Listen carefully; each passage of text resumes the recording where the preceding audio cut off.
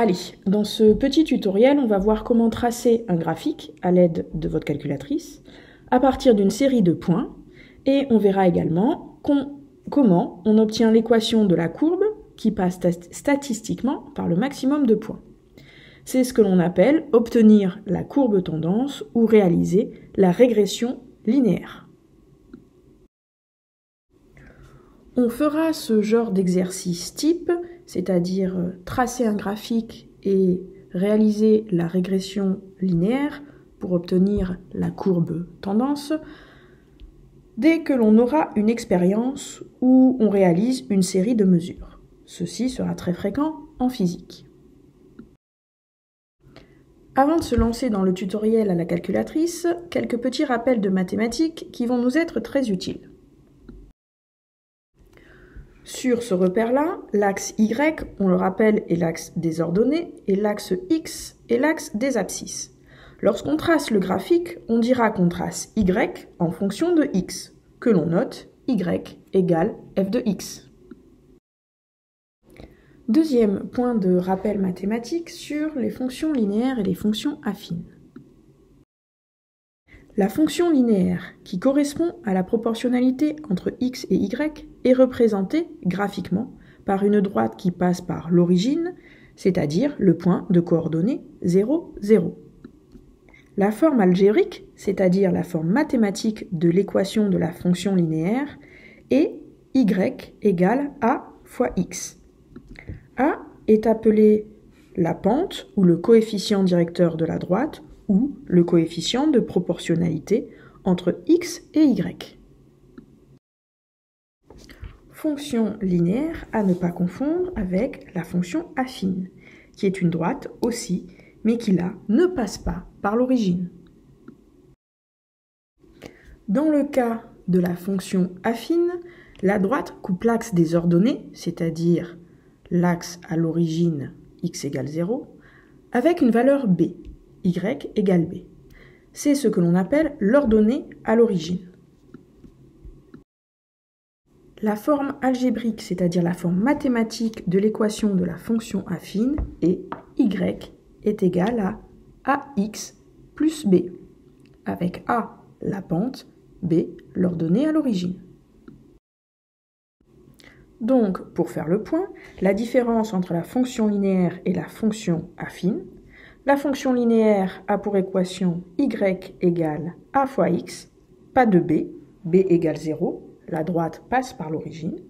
Pour la fonction affine, l'équation est y égale ax plus b, la droite coupe l'axe des ordonnées en b.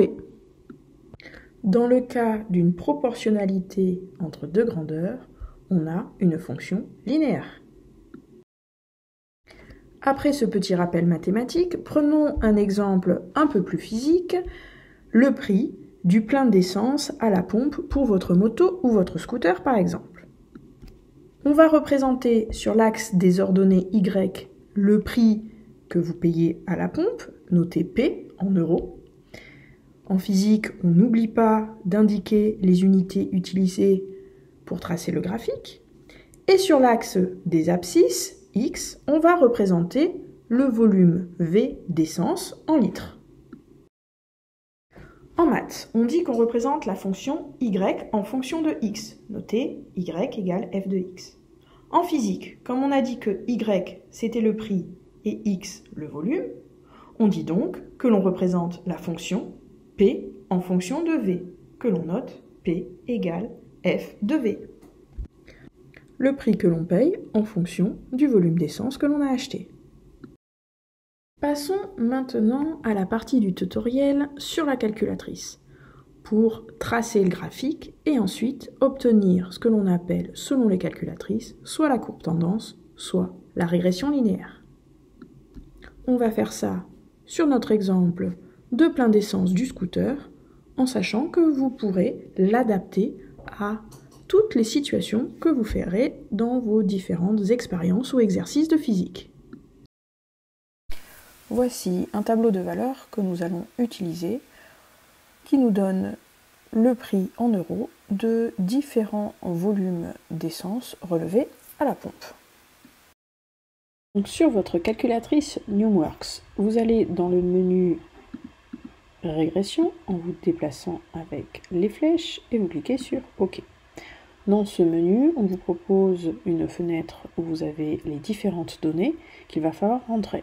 Vous avez un tableau avec la première colonne dans lequel on va rentrer les abscisses X1 et la deuxième colonne les ordonnées correspondantes Y1. Donc on remplit d'abord la première colonne, 0, entrée, 7,8, entrée, 11,6, entrée. Et ensuite, avec les flèches, on remonte en haut de la deuxième colonne pour entrer les abscisses correspondantes. Une fois que vous avez rentré vos différentes valeurs, petite remarque, vous avez par la suite, si vous voulez tracer plusieurs courbes sur le même graphique, la possibilité de rentrer différentes séries d'abscisses et d'ordonnées, donc tableau suivant, x2, y2, x3, y3, ainsi de suite. Donc une fois qu'on a rentré nos différentes valeurs, on remonte sur l'onglet graphique, on clique sur OK et on a la courbe qui s'affiche. Au niveau des différents boutons à connaître, vous pouvez avoir le bouton initialisation,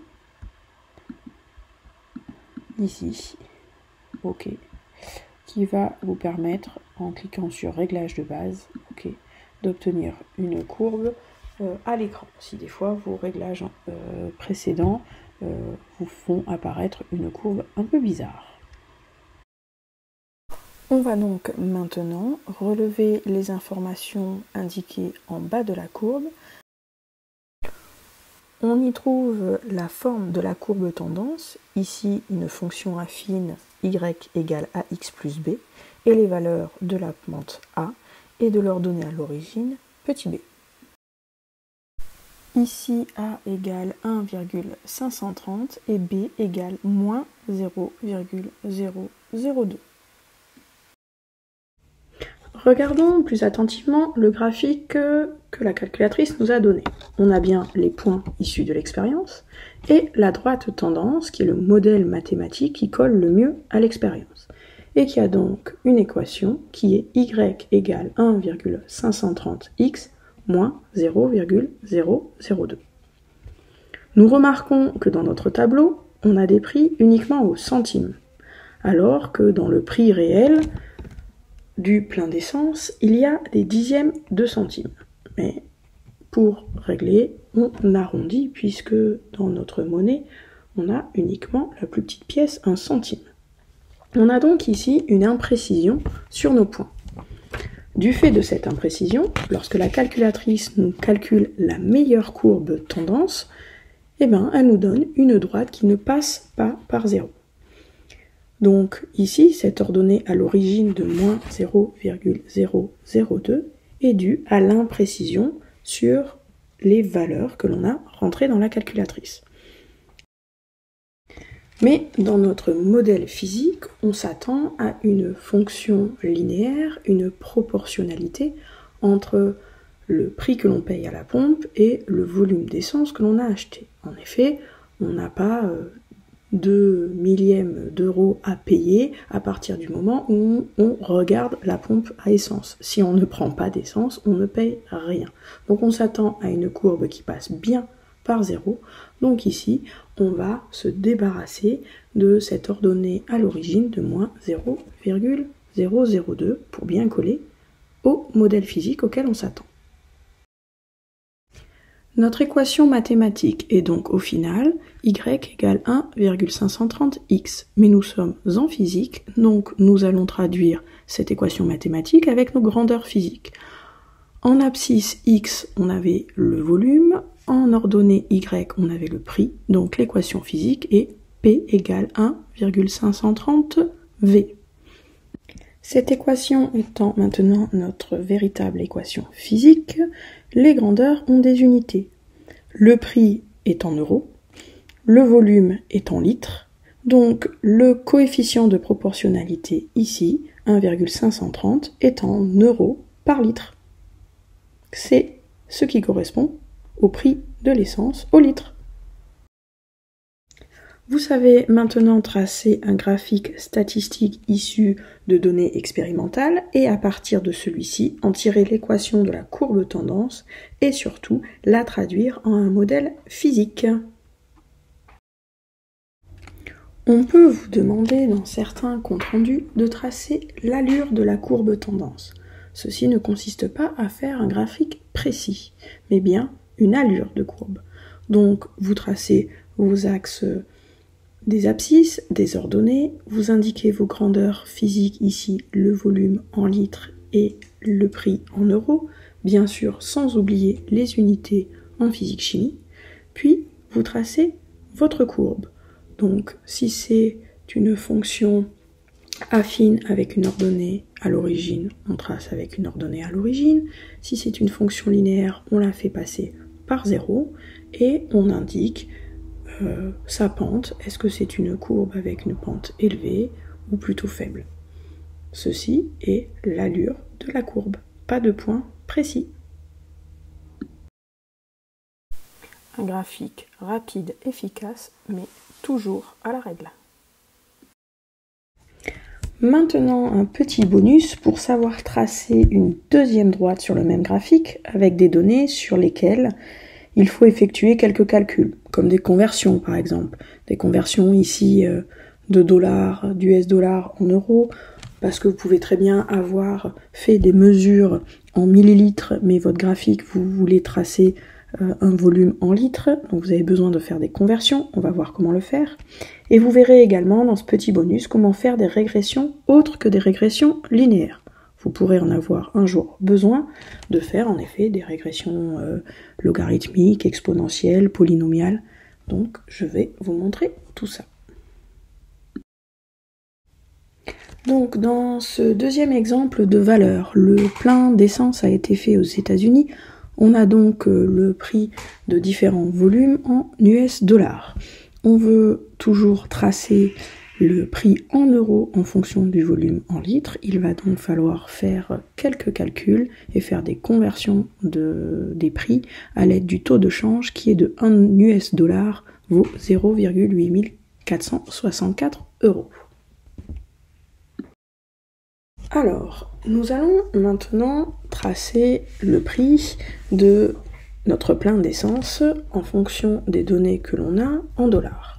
Donc pour ça, pour tracer cette deuxième courbe, nous allons retourner dans les données et on va rentrer nos valeurs dans le deuxième tableau X2, Y2. Pour les abscisses X2, en fin de compte, on a les mêmes abscisses que pour notre première courbe, alors on pourrait toutes les re-rentrer à la main.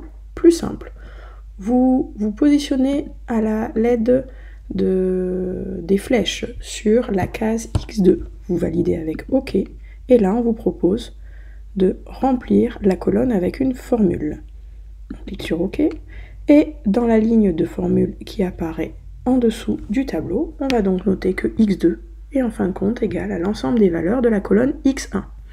Donc le X majuscule, il est indiqué ici. Donc pour taper les lettres avec votre calculatrice Numworks, pour les lettres en minuscules, on tape ici sur la touche alpha. Si on veut la lettre en majuscule, il faut faire Shift alpha et la touche 2, il y a le X. Et ensuite, on met le petit indice, petit 1. Et on valide avec OK. Et l'ensemble des valeurs de la colonne X1 apparaissent. Pour ensuite les valeurs de Y2, on va rentrer donc l'ensemble des valeurs du tableau. 11,51 €, pardon, $51. Non, je me suis trompée. Sur la première ligne, 0 litre d'essence, heureusement, on ne paye rien. 7 litres 80, on est à 11,51 $. Pour les 11 litres 60, 17,12 €. 21,85 et 28,79. Mais ici, dans notre étude, pour pouvoir comparer nos deux pleins d'essence, il va falloir être dans la même monnaie. Donc on ne va pas tracer le prix en dollars en fonction du volume, mais on veut bien tracer le prix en euros. Pour ceci, on va se déplacer dans le troisième tableau avec X3 et Y3, et on va donc, comme tout à l'heure, pour X3, en fin de compte, les abscisses, ce sont les mêmes, donc on refait la manipulation. OK, on va remplir une formule, et X3 est égal à X2, donc Shift Alpha X2. On valide. Et pour Y3, on va utiliser le taux de conversion. Donc la colonne Y3, on lui rentre une formule. C'est égal à la colonne Y2 multiplié par le taux de conversion qui est de 0,8464. Et on obtient bien donc toutes nos valeurs de notre plein d'essence en euros. On va donc pouvoir regarder tout ça sur le graphique en se déplaçant sur la fenêtre graphique à l'aide des flèches, et on obtient donc ici 3 courbes. Alors, ce n'est pas 3 courbes qui nous intéressent, mais uniquement 2, puisque le prix du plein d'essence en dollars en fonction du volume ne nous intéresse pas. Donc pour ceci, on retourne sur l'onglet graphique, données, pardon, et on va donc supprimer la courbe X2. Donc on se met sur le X2, OK, effacer la colonne. Et donc pas d'inquiétude, c'est pas parce qu'on efface la colonne que le calcul de la colonne X3 a disparu. Il garde en mémoire les résultats du calcul. On retourne donc sur le graphique et on obtient nos 2 courbes. La régression linéaire qui apparaît en bas de la fenêtre correspond à la régression linéaire sur laquelle est le curseur ici, la petite croix. Donc avec vos flèches, vous vous déplacez, soit vous vous déplacez sur les points, et en effet, vous voyez apparaître ici l'abscisse et l'ordonnée des différents points, le point P2, le point P1, P2, P3. Ici au milieu, c'est le point moyen, la valeur moyenne des différentes valeurs. Et donc si on se déplace, hop, en descendant, voilà, là maintenant notre curseur est sur la courbe verte, on va donc avoir l'équation linéaire de la courbe verte et la valeur des différents points de la courbe verte. Donc ici, notre régression linéaire est de la forme y égale ax plus b, avec le coefficient directeur ou pente de 1,25 et une ordonnée à l'origine de moins 0,0025.